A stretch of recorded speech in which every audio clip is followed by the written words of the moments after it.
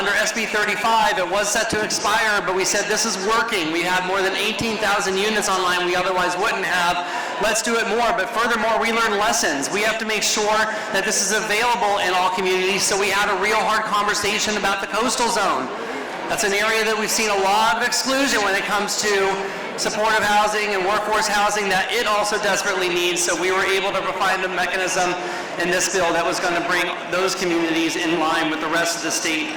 And working on wildfire protections and labor considerations so people are not getting awful wages. We've been able to set some good framework for the work that we're going to do this year. And of course, at the end of the day, renter protections. Making sure that we weren't seeing greedy landlords charge excessive fees and additional rents when they want to secure a unit. And so by limiting that through Assembly Bill 12 to only 1 month security deposit, we thought was the right standard to enshrine. And so that will be the law. And we're going to continue to make sure that we're focusing through my committee on renters protections, because I know that one of the biggest entryways into homelessness is that eviction, is losing that home, is unfair advantage that many landlords have when they're suppressing and eventually evicting renters, and then maybe they have to compete in an already challenged market for a more expensive unit. Maybe they leave us and we don't want them to leave us. Maybe, of course, sadly, too many fall straight into homelessness. And so we've got our charge at the state of California. I'm here to support you in the work that you do in the community in whole in realizing its community plan. But more importantly, we have a gracious speaker that's with us here tonight to kind of talk to you about a lot of the great research, the fundamentals that guide both our policy and the work that you do. It's my pleasure to introduce, and I, again, ask your attention and maybe breaking from your individual conversations, because this is key information to take away from this conference here today. Dr. Margot Kuchel is a professor of medicine at UC San Francisco. She is the division chief of the Center for Vulnerable Populations and the director of the Benioff Homelessness and Housing Initiatives at the Zuckerberg San Francisco General Hospital and Trauma Center. Her research focuses on reducing some of the burdens of homelessness on health through examining efforts to prevent and end homelessness and mitigating its efforts on health outcomes. Friends, colleagues, everybody else that we're in the space on this fight together, it is wonderful to see you all again here, and I look forward to the year ahead where we can continue our work together. But for now, would you please give a very warm San Diego welcome to Dr. Margot Kuchel.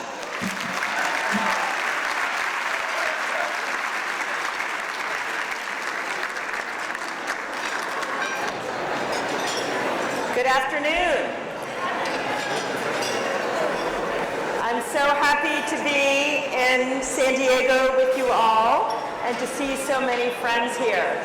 Today I want to talk to you about the California statewide study on people experiencing homelessness, but more importantly, I want to talk to you about where we are and where we need to be. 582, 462 sort of sounds like the lyrics to a weird Broadway musical. But it's actually the number of Americans estimated to be homeless on any given night. 171, 521 is the number of Californians who experience homelessness on every night. Now, I do a lot of talking about homelessness, and there are many myths out there. And I want to give you some framework of what some of the confusion is around why people become homeless and why there is so much homelessness. In a really terrific book on homelessness, In the Midst of Plenty, by Maribeth Shin and Jill Kaduri, they urge us to consider two different questions. One is, why are there so many people in a region that experience homelessness? Why is there so much homelessness in San Diego, in California? And then they ask us to differentiate from that, from a different question. Why is this particular person experiencing homelessness? They note that the answer to the first leads you to structural answers, and the answer to the second tends to lead people to think about individual factors. And what you will see from so many pundits and politicians is confusing those two and answer the first with the answer to the second. And we're here today to say, no, we won't accept that. So here is another way to think about this. This is old. This is from Lauren Aaron and Marty Burt in 2001, where they talk about why people experience homelessness as an interaction between what we would call structural factors, affordable housing, stagnated wages, and income inequality, structural racism, and individual vulnerabilities. Things like mental health disabilities, substance use disorders, adverse childhood experiences, and the presence and absence of a safety net, income support, safety net housing, and the like. And they note that the less favorable the structural factors are, the fewer individual vulnerabilities you need to become homeless. If you go to Northern Europe, places with very flat income structures, a lot of subsidized housing, you might still see people experiencing homelessness, but they tend to be people with very, very high levels of individual risk factors. In California, in 2023, you do not need very many individual risk factors to wind up homeless. There is, going backwards here, a terrific book written by Greg Colburn and Clayton Aldern, and you've got to love a book whose thesis is in the cover. So if you don't have time to read the book, you can just read the cover, but I recommend you read the book, which is called Homelessness is a Housing Problem. And they distinguish between what they call the drivers, or systemic factors that create overall homelessness rates, and explain the difference in homelessness rates between communities, lack of affordable housing, income inequality, I would add structural racism, and the precipitants, or the individual factors that increase the chance of any person in that community becoming homeless. Substance use, mental health problems come up there. And they use the analogy of the musical chairs. Who here has ever played musical chairs? Okay, so here's the analogy to say to your skeptical neighbors when they try to explain homelessness to you. It's like a game of musical chairs, right? You've got 10 kids, 10 chairs, the grown-up plays the music, the kids walk around the chairs, you pull away a chair and the kids scramble for the remaining chairs. Think about a birthday party where one of those kids the night before sprained their ankle playing soccer. And they show up at the birthday party on crutches that they don't really know how to use. And if they were to ask you before the game starts, who's gonna be the kid standing? You'd be pretty good bet to say that kid on their crutches. But if you ask a different question, why is there a kid standing? Well, there's a kid standing because you only have 9 chairs for 10 kids. And with 9 chairs and 10 kids, you're either going to have a kid standing or 2 kids sitting on top of each other. And in fact, if you had 10 chairs, it might have taken that kid on crutches a little more time, but they would have gotten there. In California, in 2023, we have 24 chairs for every 100 kids, as it were. We have 24 units of housing that are affordable and available for every 100 extremely low-income households. We are 1 million units short of where we need to be. And this, my friends, is why we have so much homelessness in California. And all paths to solving this problem run through solving this, increasing this number. We need more chairs. And I want to say that I made a commitment a number of years ago to never open my mouth and utter the word homelessness without calling out the thing that we as Americans are often so afraid to say. which is that racism drives homelessness. And that homelessness is a racial justice issue, and that homelessness is the inevitable result of living in a country built on stolen land by stolen labor. In America, home ownership has been the primary means of intergenerational wealth building. And until appallingly recently in our collective history, there was legal, unethical, immoral, racist, but legal discrimination in home ownership through racial covenants, the process of redlining, where banks, where you could only live in certain areas if you were a person of color, and banks perfectly legally were allowed to not offer you a mortgage if you lived in one of those areas where black and brown people could live. That is no longer legal, but we still live in those redlined areas. And you add to that more recent things. It is not legal anymore, but you see how it plays out. In 2008, the predatory lending crisis, which targeted black and brown homeowner households.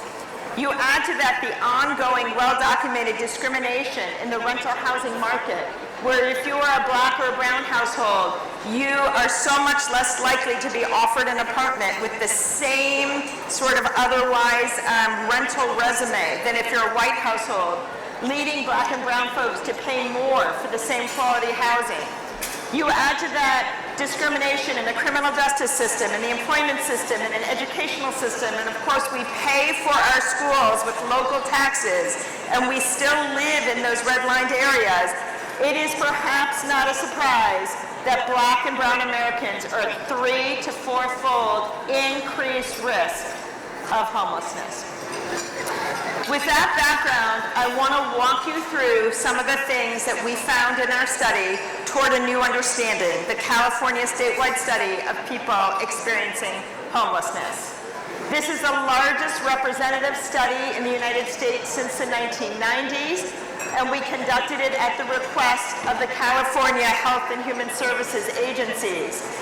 We went to 8 counties throughout the state, each representing one of the 8 regions of the state. We recruited people 18 and older. We used all sorts of fancy methods to make sure that they represented people experiencing homelessness who were 18 and older. We did 3,200 administered questionnaires and 365 in-depth interviews. We did everything in English and Spanish, and we were guided by an absolutely amazing set of community advisory boards, including our Lived Expertise Advisory Board, where the amazing DeForest Dee Hancock, who's sitting right here, was a member. Those boards really taught us what to ask, how to ask it, interpreted the results, and helped us disseminate the findings. I want to just always use my caveat that transitional age youth, young adults, are a really distinct population, not well represented by methods used for the older folks, and I don't want anyone to come away from here thinking that the numbers of young people we found represent truth in the universe. So who experiences adult homelessness in California? So first of all, no matter what people try to tell you, people experiencing homelessness in California are Californians. 9 out of 10 adults experiencing homelessness in California lost their housing in California. A much higher percentage were born in California than Californians overall. And 3/4 were living in the same county where they lost their housing. In our study, 90% counted as single homeless adults. As you all know, that means 25 and older, not living with your minor kids, and I want you to hold on to that number in a moment. 7% were adults living in families or adults living with a minor kid, and 3% were those young adults. But here's the kicker. Who we call single homeless adults is a fiction. Because of those people who counted as single homeless adults or young adults, so people who did not count as homeless families, almost a third of them had minor children. 17% of them had a child, a minor child, who was currently in CPS custody. And a full 10% of them, the only reason that they weren't with their child was because they were experiencing homelessness. So the CPS number is probably influenced by homelessness, for sure. But 10% of our single homeless adults were parenting minor children, but because they were forced into our streets and our shelters, had parked their child with a family member or someone else who couldn't take them in. And they told us we would never accept a housing option that didn't include my child, that I am a member of a family and see me that way. The racial inequities come through in the data. 26% of people experiencing homelessness, adults in California, were Black American versus 7% in the statewide population. 12% reported a Native American, Alaska Native, or Indigenous identity versus 3% in the state, and 35% reported a Latinx identity.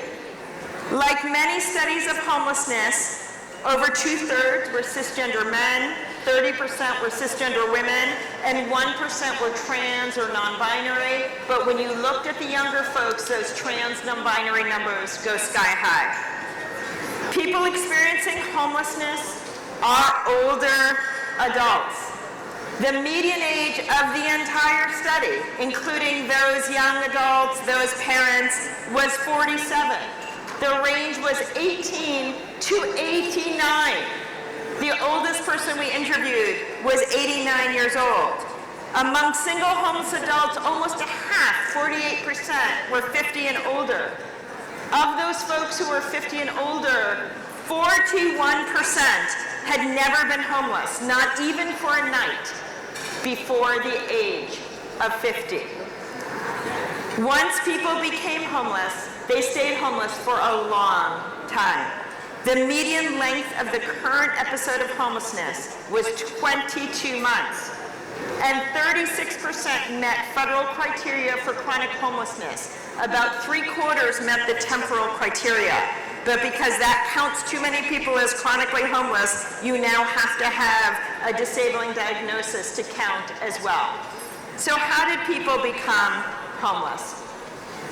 First of all, a full 19% of people came directly out of institutions. And most of those came out of long-term jail stays or prison stays and were discharged directly into homelessness. That number understates the problem because an additional about 4% of people went from prison to a short-term housing stay into homelessness. Almost half, or 49%, came from housing to which they had no legal rights, or what we call the non-leaseholder situation. These were people who were doubled up with family or friends who had no legal title to their housing.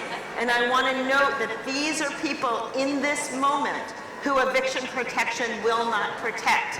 Eviction protection might have protected them a year or two before, but they don't have any renters' rights because they're staying without their name on leases. And 32% came directly from housing for which they had legal rights, like a tenant or, in 3% of cases, a mortgage. People had very little warning before they became homeless. The median warning before becoming homeless was 5 days.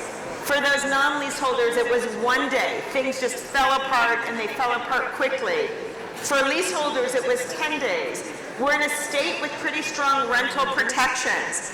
For most of these leaseholders, they got an eviction notice, had no access to legal remedies, and just left, fearful that they would have an eviction on their record.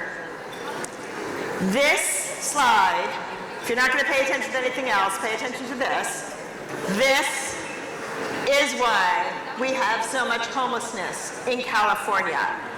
The median monthly household income in the 6 months prior to homelessness for the entire household was $960 a month.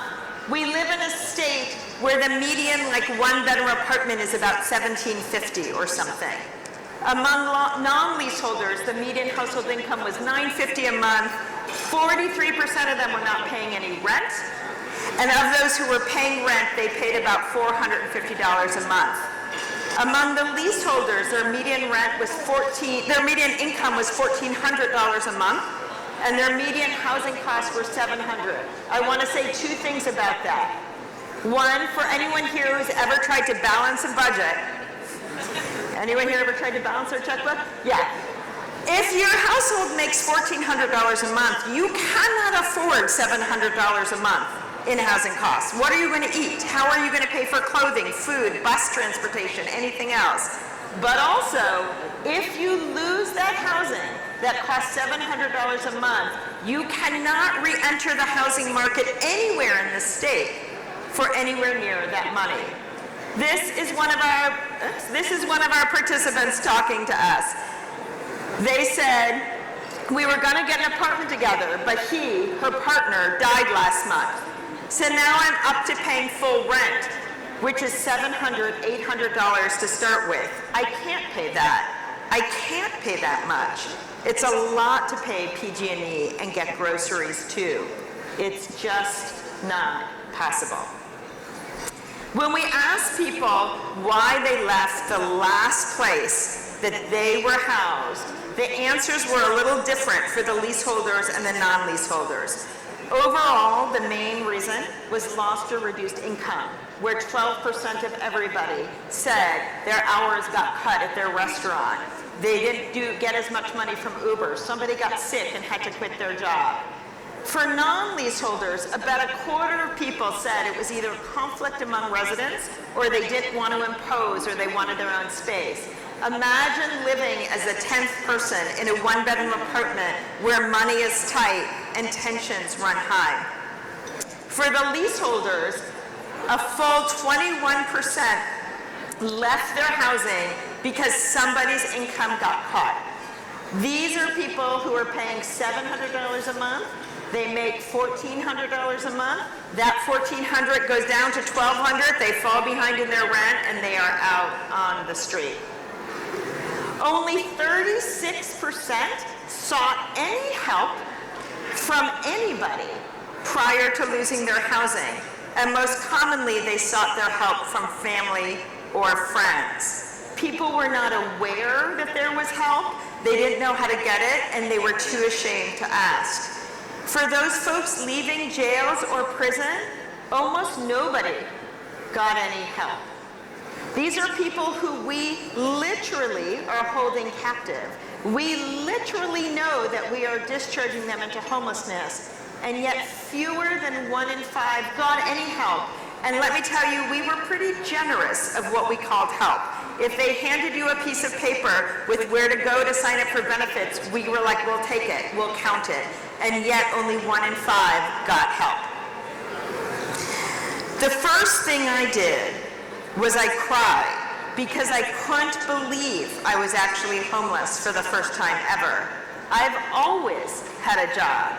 If I was unemployed, I was never unemployed for more than a month before finding another job. As time progressed, those things got harder. We asked people what we thought would have kept them from becoming homeless. And they were pretty optimistic that relatively small amounts of money would have made a big difference. 70% thought that getting $300 to $500 a month would have kept them in their housing for at least 2 years. 82% thought a $5,000 to $10,000 one-time payment would have stabilized them for at least 2 years. And 90% thought that if they got something that we described and it was basically a housing choice voucher would have protected them. I think the other 10% were folks who had a housing choice voucher that they couldn't find anyone to take. So what happens when you are homeless? As one of our participants said, most of the time we're running around. trying to figure out where we're going to sleep at night. We're not worried about going to the doctors or going to see somebody or going to get help with our mental state.